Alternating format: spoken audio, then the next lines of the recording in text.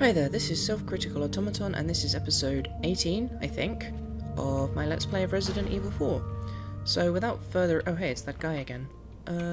Without further ado, I'm gonna go run straight into the next area. Gonna have to solve a fiendishly difficult puzzle first.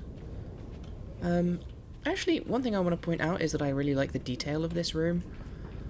It's not just that the windows are open, it's also, you know, the carpet is rumpled and rucked in places, which is a kind of a depth of detail that is absent elsewhere. So, I found two chalices. Chalices? Shall I? Shall I place them in the places they're meant to go? This is another one of the weird puzzles. There's a lot of moments in this game where it feels like there didn't need to be a puzzle at all. This is very simple. You find two objects and you put them in the color-coded thing, but it won't actually let you get it wrong. You can try and put the red one in the blue one, or the blue one in the red one, and it just won't let you. It just goes, eh, and doesn't do anything. So, again, it's a kind of a question of why have it be a puzzle at all? I remembered that one that time, but I did not manage to... well. Anyway. I mean, the point there is to sort of delay you and force you to take combat encounters that you could skip otherwise, but there's no real reason for it not to just be a key again. And there's this interesting sense that the game sort of replicates the forms of the genre expectations without really replicating the content. There's all these puzzles that really aren't difficult, it's just... also, there's a dick on this. There's two dicks on this door.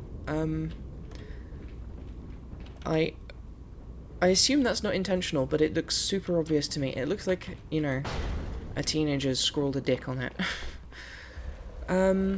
Yeah, so, in case you were getting tired of Ashley, we'll be rid of her for a little while. Damn it! Ashley! Great. More of them.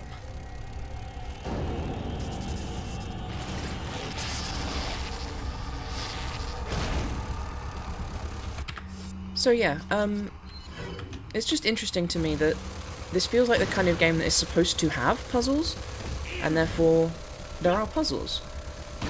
But it's like they added these puzzles on the basis of that they were supposed to be there, and then the puzzles themselves are not actually interesting or meaningful or a challenge in any sense. Well, I'm glad I'm still alive. So I've nearly finished upgrading my health bar, which is good. These guys all drop gems like the previous ones. That was bad timing. But one thing that I'm not sure about is if you shoot them and they fall down the hole, do you get a gem?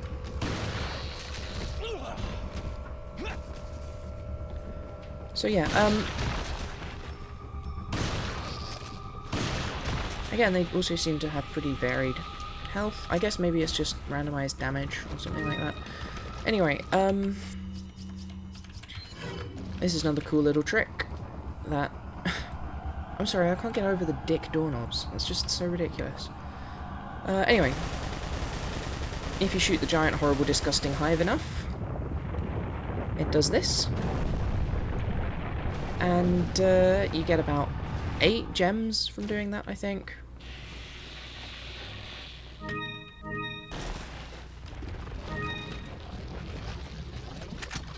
Anyway, it's a game that feels like at some point in the design process they went, oh, this kind of genre is supposed to have lots of puzzles, right?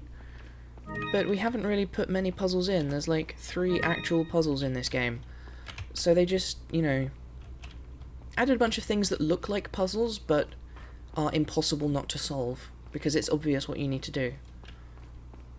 It's very much the form of pick up object, combine with other object that is the only other object you found in the area, and then put object in door. Also, again, there's very little sense of this place as a real place that makes any sense. Why is that bridge unable to drop any further? It's not like the mechanism catches and the drawbridge can't go any lower, because they explicitly show it reaching the end of the chain, you know? It becomes taut and then breaks, and it's like, it doesn't make any sense. Like, I mean, I keep saying that a lot, but yeah, so Welcome. I don't think he has anything new to sell us this Got some time. rare things on sale. What are you selling? But, oh, actually, ha! That was nearly a problem. I just remembered that, back the way we came,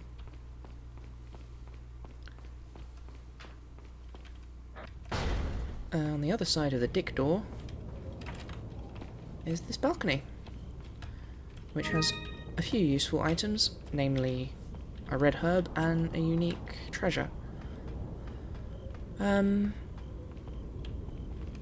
the level of upkeep for the castle is completely... You know, there's a high discrepancy between different bits of it, which I guess just reinforces the idea that there's not really a... it doesn't feel like a real place. Anyway, the butterfly lantern takes one of each of the eye gem colours. So, we've got lots to sell. Also, if you run up here, you get an easy opportunity to destroy the hive. However, destroying the hive before you enter this room does not prevent Ashley from getting captured. In fact, I'm not sure it does anything. There doesn't really seem to be any reason for letting you climb up to a big window and look in. Welcome. Right. Got some rare things. What are you selling? Yeah, may surprise you to learn this, my dude, but we have some rare things on sale as well. So as you can see, these are significantly more valuable than they would be if I hadn't upgraded them. Thank you. And of course, there's plenty of these. Is that all, stranger? Is that all, stranger? Is that all? Thank you. Is that I'm still all? going to keep one of each of them. Is that all? Is that all? Thank you. Are you tired of this guy yet? I am. What are you buying?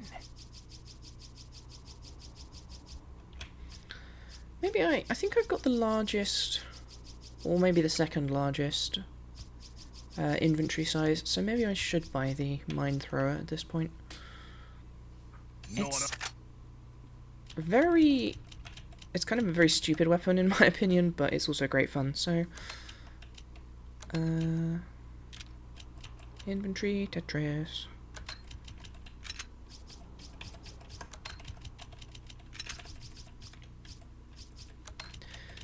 Anyway, a lot of people will burn the free rocket launcher that you get,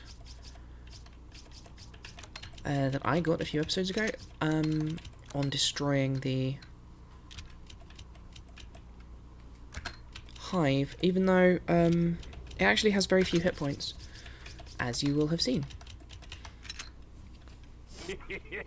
Thank you. What are you buying? So, just two more upgrades for the Red 9 before we can get the special final upgrade, and... Is that all, stranger? I should probably be planning these, but... honestly, it's not difficult enough of a game that it's necessary to carefully plan which upgrades you get on which things. Come back anytime. It's completely fine to just pick whatever feels right.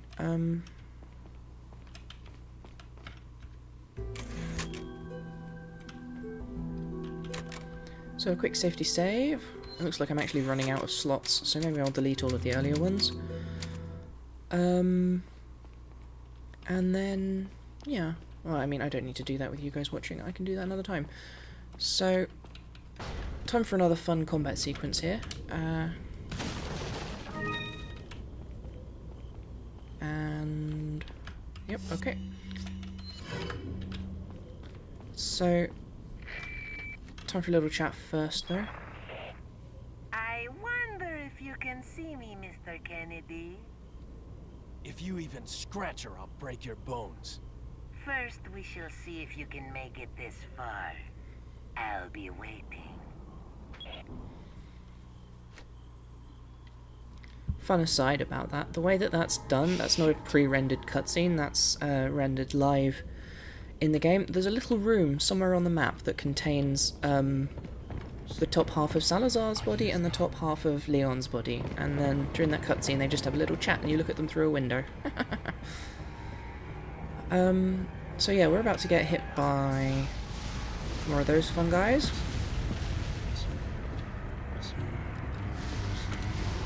But fortunately I have many guns.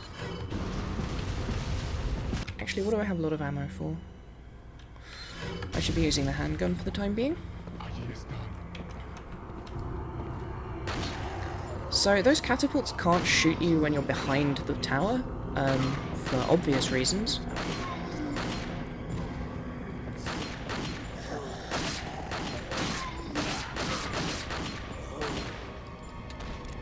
I really like the animation of them reeling backwards when you hit them in the face, because that's exactly the motion I've made when I've been hit in the face unexpectedly. Now, it's not really necessary, but you actually can pick off the these guys. Oh! Jeez, that was close. So yeah, what I should have done was clearly pick two of them off and then duck back, but well, you know, hindsight. They say things about hindsight, probably. But yeah, so here we have an actual puzzle, for once. In this clock tower, what we need to do is find several bits of wood that are blocking the mechanism and smash them so that the clock can continue being a clock. Or resume being a clock, I guess. Keep on clocking, I think is the terrible thing I said.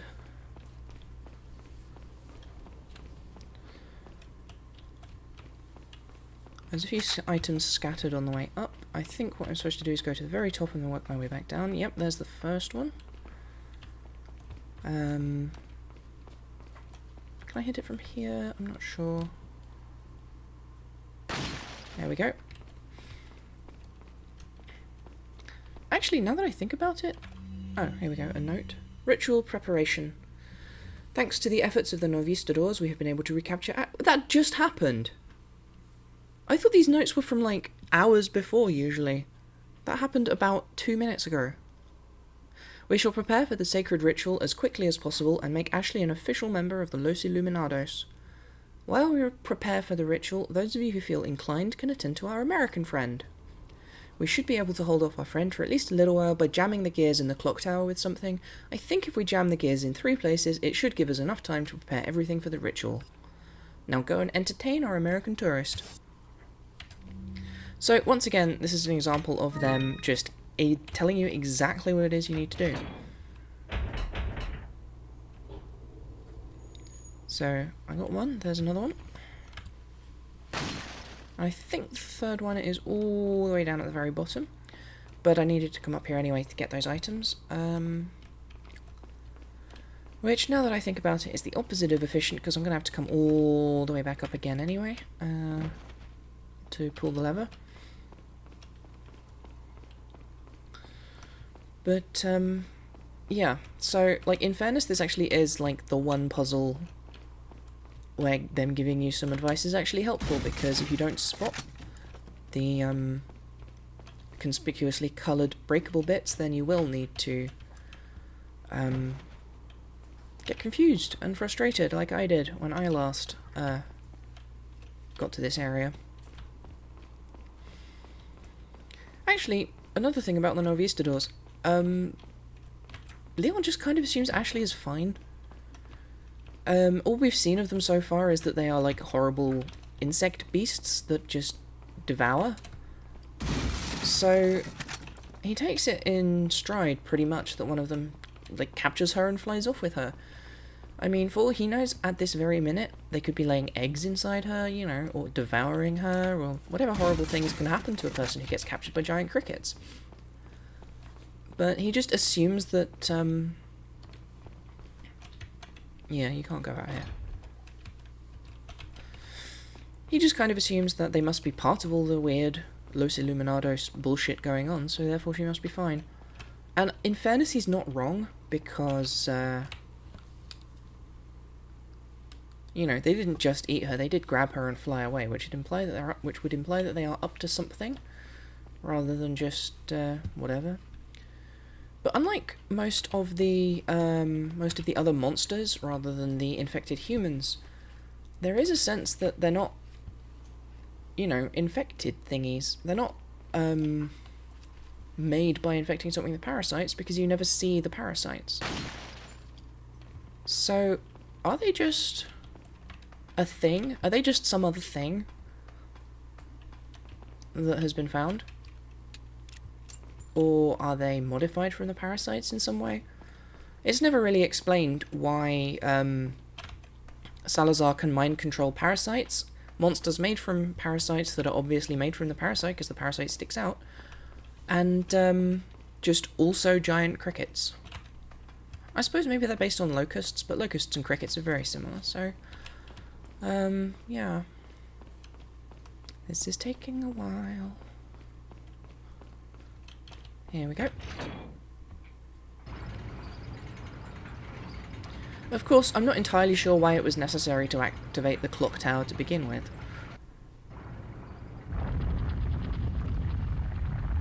Oh yeah, okay, that makes sense. Also, I don't know what's up with the resolution there. I don't know why that cutscene is extremely low resolution as compared to the rest of it. I think it did that the last time I played through this game, so maybe it's like, maybe the masters of the game was corrupted in some way or something. Oh, we're playing that game again, are we? The game of crossbows. In the game of crossbows, you win, or you die. That said, it's easier to win if you have guns. Like, seriously guys, you cannot be blind to the uses of gunpowder. You have gunpowder. Maybe it's a religious thing. Why would their religion ban guns but not bullets? Well, certainly something thought-provoking, but, yeah, time to move on. That said, though, I'm running up against my arbitrary self-selected time limit of half an hour per episode. Not half an hour, 20 minutes per episode, so I'm going to just finish up this combat and then probably head back to the save point.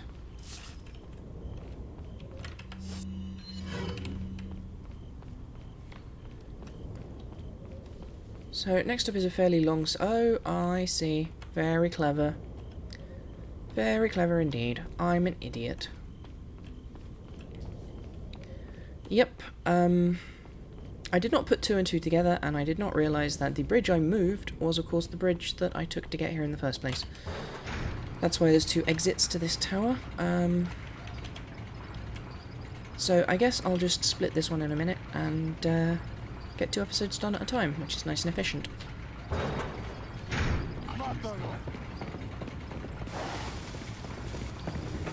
Oh, I see, we're playing Dynamite again, are we? You guys are real assholes. Did he just jump past me?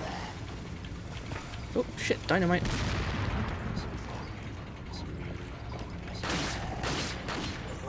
Ah, that guy only took 2 hits. Nope, no drop, okay. Yeah, I don't know, I feel like pretty basic tactics would say don't climb a ladder next to a man who has a gun. Especially if you're causing that man very many problems. You know, the problems that one might consider it appropriate to solve with a gun. You know, like cult problems, or giant, horrible, many-legged centipede problems. I like that the chosen ranged weapon of these guys, despite the fact that they are very clearly in an extremely tight space, they still go for the giant spinning scythes. I'm not sure if it's even possible for them to land a hit on me here. Well, it's not possible for that guy to do it, because he's dead. Oh, gross. Oh, gross. Oh, that's nasty. Oh, I don't like that at all.